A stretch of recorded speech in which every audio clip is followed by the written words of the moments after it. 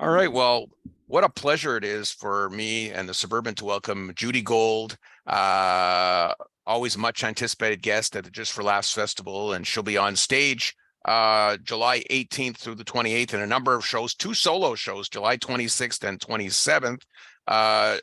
You'll be indoors and outdoor. Judy, first of all, how many JFLs have you been at over the years? I don't know. I remember. Yeah, it's a bunch, huh? It's a Yeah. bunch.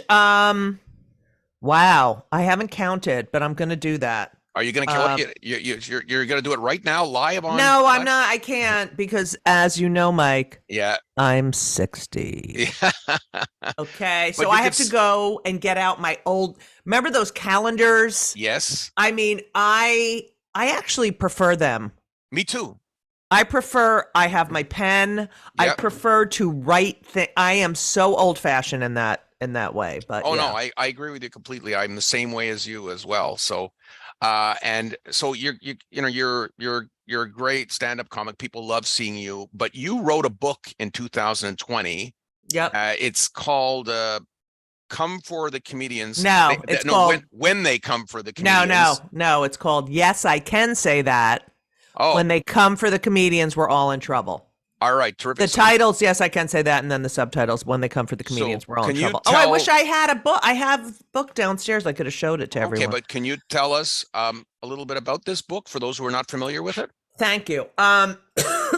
The book, apparently I have tuberculosis, the book is, no offense to anyone who has tuberculosis. Okay.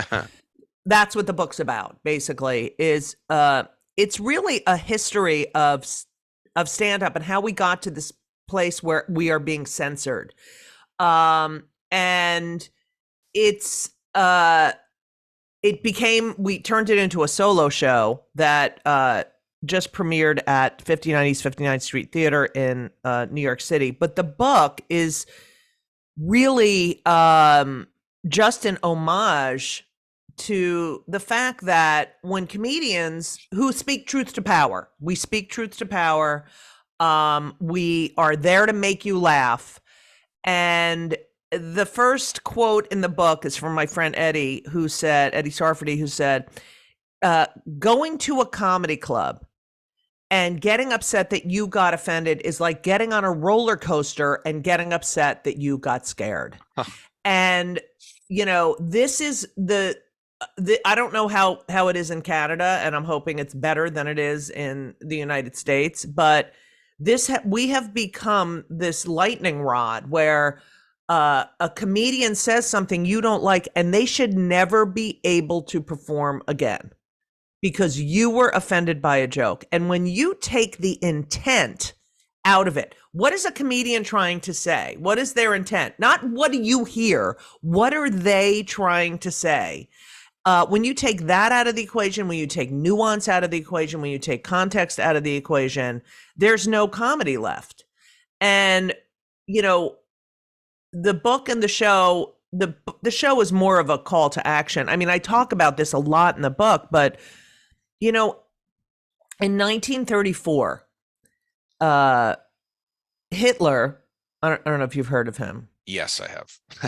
Yeah, unfortunately, me too. Okay. Hitler passed the Treachery Act. And so fascists and dictators know that the power of comedy is a weapon, and it's also a coping mechanism. It's actually the greatest coping mechanism in the DSM. They for that humor is the highest coping mechanism for everything. And so dictators, so like Hitler, so he passed the Treachery Act in 1934, which made telling or listening to an anti-Nazi joke an act of treason punishable by imprisonment or death. And the reason he did this, and all this kind of stuff is happening, he's really you can't compare, but was that jokes and the truth and cabaret singers, cabaret people and comedians, as you know from Cabaret, that movie, were the first to speak the truth about what was happening in Germany.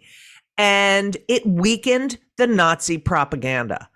And that's what the truth tellers do. They weaken your propaganda, and it pisses off these horrible people. And so he passed that act. And in other countries today, comedians are jailed and they are killed. And it's not right. It's crazy. It's crazy. And so when I write, when they come for the comedians, we're all in trouble. It's like that. When they came for the Jews, I did nothing. When they came for this, but when we come for the comedians, we are done with free speech. Is there anything in your book on Donald Trump? My God, yes. And it's so funny, Mike, because, one of the the thing that really got me when I was writing the book was that I couldn't understand. Donald Trump can say whatever he wants. He can lie. He can disparage people. He can cause, incite insurrections and death.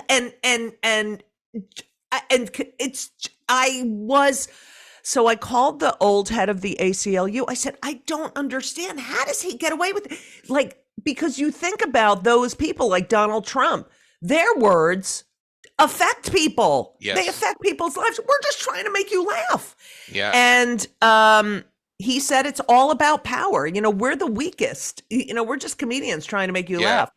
But yes, I talk a lot about his language. And what was so funny was my first review that came out, they have those, they have reviews like on Amazon, and it's like verified reviewer, someone who does a bunch of, and the first one was, well, I really learned a lot and I really liked the way she dealt with this, but she's a left-wing liberal and she's just anti-Trump. And, and it proved exactly what I was saying. Yeah. That you can't separate, like, I'm just trying to make a joke and you're taking all your crap, your political, and it's crazy. It's crazy.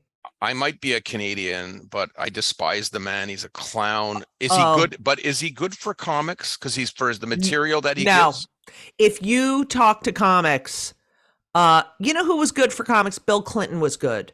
George W. Bush was good. Everyone has been. Look, the man couldn't even attend the White House Correspondents' Dinner because he is so insecure. I mean, for 40 years, that the highlight of that dinner is skewering the American president because it's part of our First Amendment. And it makes them human. Yeah. And he couldn't even attend. He tried to investigate SNL. He's disgusting, Mike. He's disgusting, and it's not good for comedy. I agree, and that's very well said. Now, you won 2 Daytime Emmy Awards as a writer and producer for the Rosie O'Donnell Show. What was that experience like working with Rosie? Oh my God, I love that. Well, first of all, I knew Rosie before she was Rosie. Okay. And oh my God, it was so long ago. Henry was just a baby and he's going to be 27. Mm-hmm. So, it was my first foray not performing. And when Henry was born, my eldest son, Rosie's like, you should, submit some stuff. And so I got this job.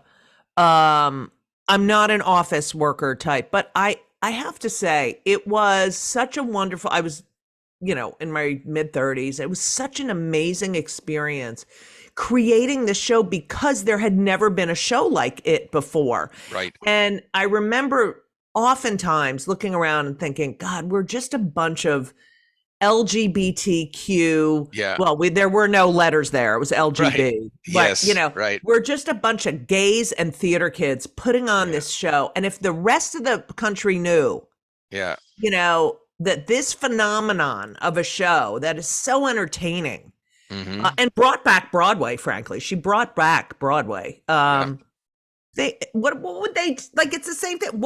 So if we're gay, you're not going to watch the show anymore. It's not entertaining anymore. So you're a writer. I mean, you've written for like Rosie O'Donnell. I really miss Saturday Night Live. I miss late night TV. Yeah. I'm worried about if my favorite programs are going to come out, what movies are going to come out. Uh, what do you think's going to happen with this writer's strike? It's just dragging on? It doesn't seem to be making any progress. Well, they're still fighting, and we're fighting really, really hard. I mean, every day I get a text like where they're picketing and what's going on. It's really not fair.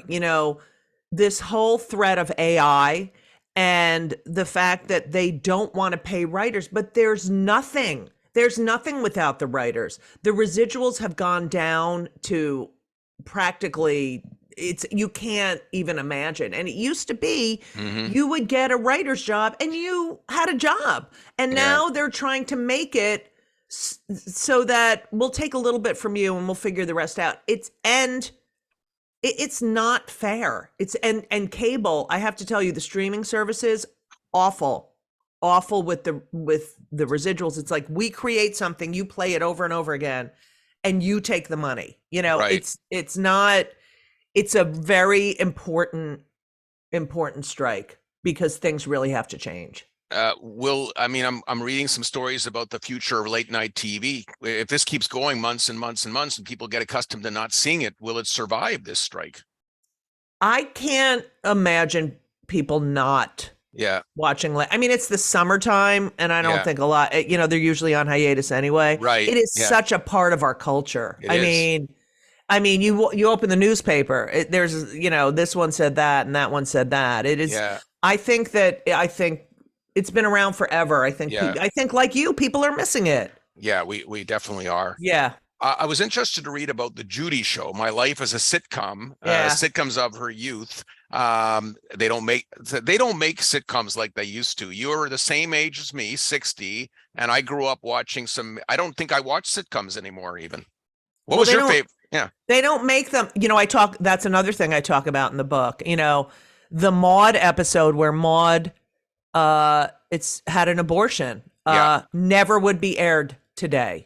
Yeah. Archie Bunker. Norman Lear created these shows that were so socially conscious, and we all watched it. I mean, Mike, you watched it when I watched it. That's then we talked, and the fact was that those characters of those sitcoms of our youth were a part of our family. We really cared about them. And that investment in them made it more palpable, not palpable. It did make these issues more palpable for everyone, but it made it more palatable for us to talk about it because he dramatized them. I mean, you think about Mary Tyler Moore, the first single woman living alone. That's right. Working. Three's Company. Crazy. Yeah.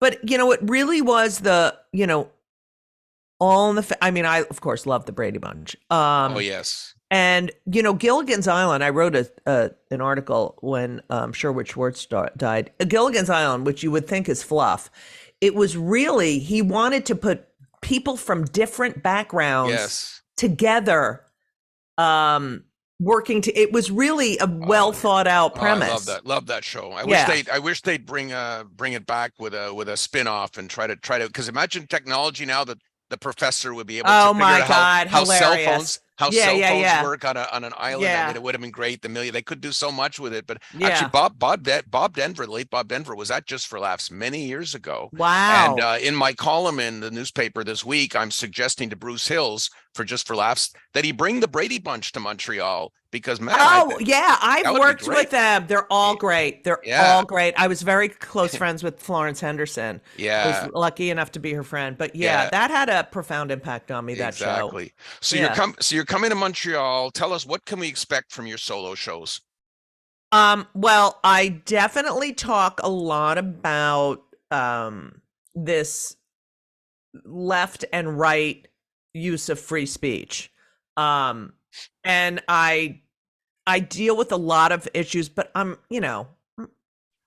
Mike, I've been doing this for 40 years. 40 years. You're a veteran. And I have to tell you, still love it. I still love it. That's amazing. Still love going downtown to the Cellar to try out new jokes. I'm in Provincetown this summer. I work here at a cabaret and write all new material. I love it. So you'll know it's a pro working working that stage and enjoying every moment. Well, I know Montrealers look forward to seeing you every year. Thank you very much for your Thanks time for and having me, best of Mike. luck. Best of luck. Thank you. Judy Gold has been my guest.